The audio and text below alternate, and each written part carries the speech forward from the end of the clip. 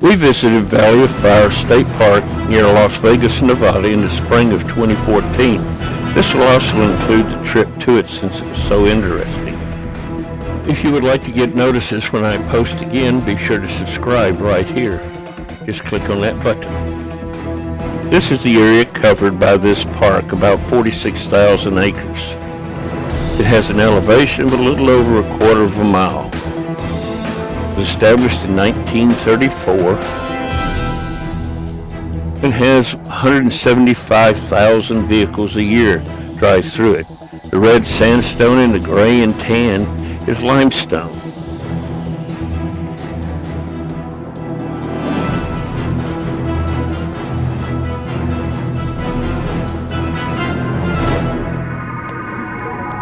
And then we come out of the mountains and we head toward the lowlands and the heat.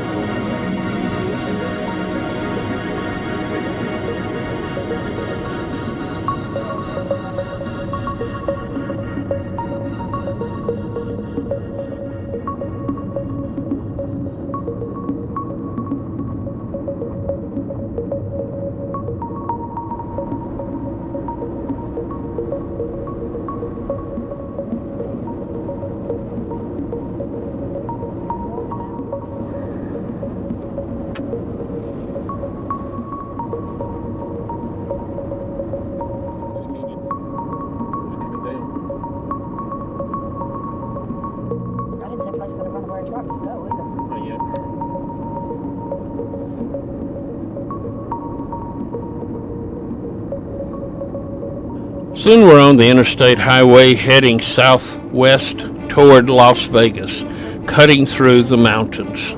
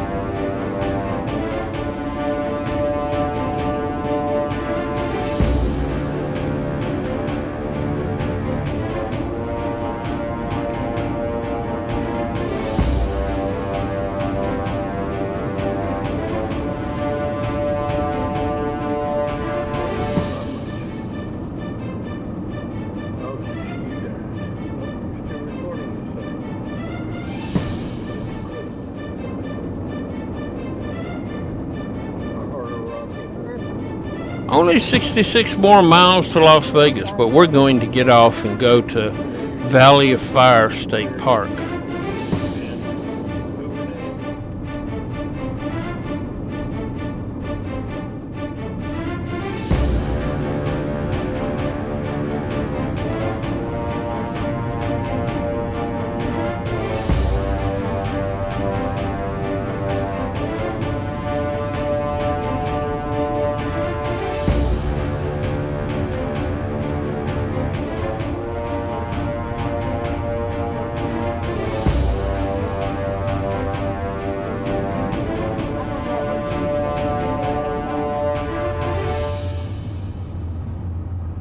Valley of Fire is a state park, and it's basically a red rock island out in the middle of a white silica desert.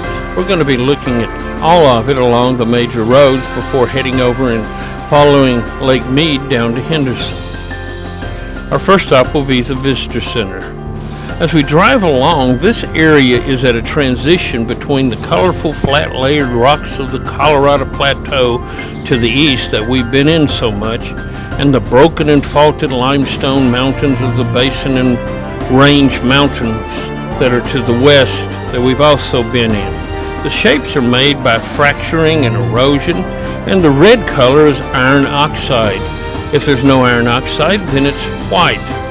The dark areas you see is called desert varnish, And this is an area where the iron and magnesia has leached from the rocks and then evaporated, creating the black side. And now we arrive at the visitor center, which is set into the side of the mountain.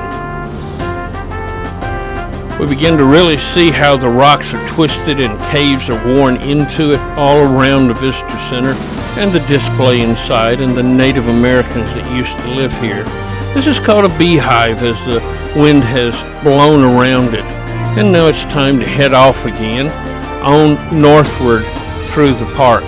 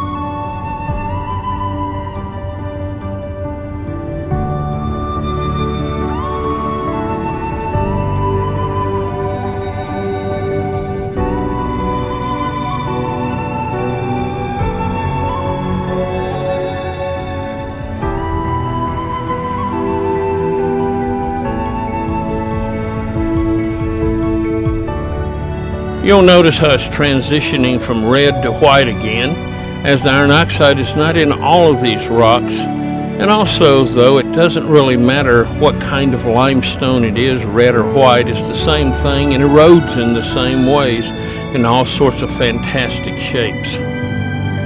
At the dry riverbeds called rios, where the road crosses it, they're reinforced with concrete so they won't wash out during flash floods, as you can see here.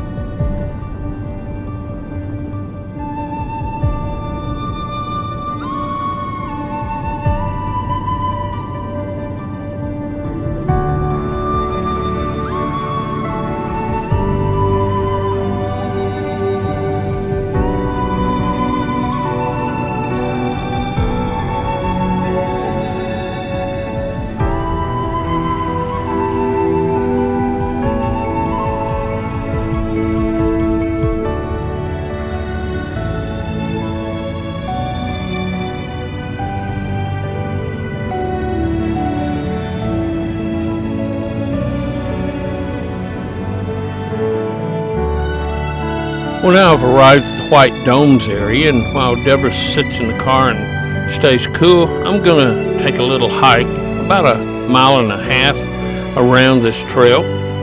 Along the way, I'll see the movie set from The Professionals in 1960s. It's still partly there, and all sorts of weird colored rocks. You can see here how the red and the white mingle in together in streaks. And this formation looks like the man in the moon, or a man sleeping. Now we head back down southward toward the visitor center.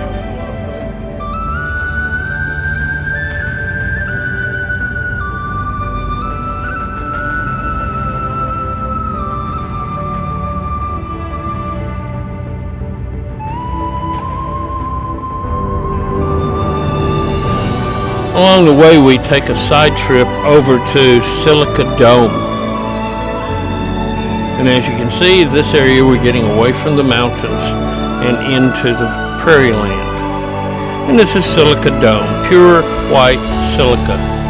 But if you'll notice, it starts to turn red as iron oxide has leached into the rocks here. Now it's time to get back on the road, headed south and out of the park, and over toward the Lake Mead recreation area.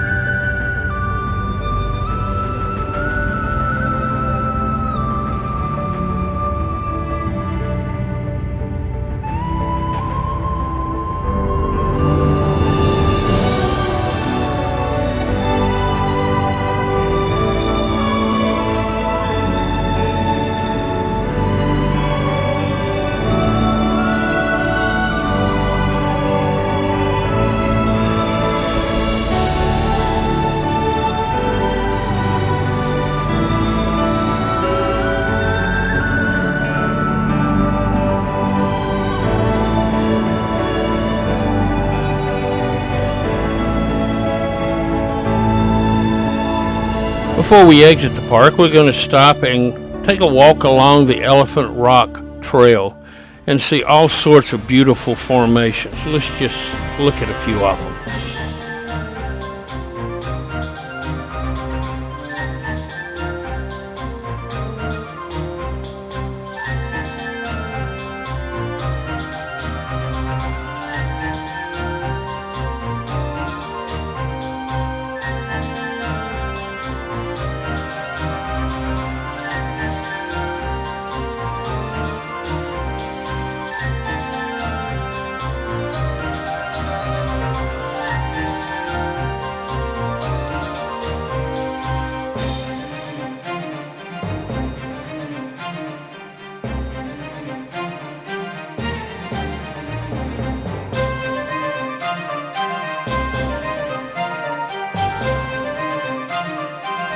And this one they call the Elephant Rock. The trunk is over to the left and the body to the right, and the head kind of up there at the top. And this boy gives you an idea of the scale.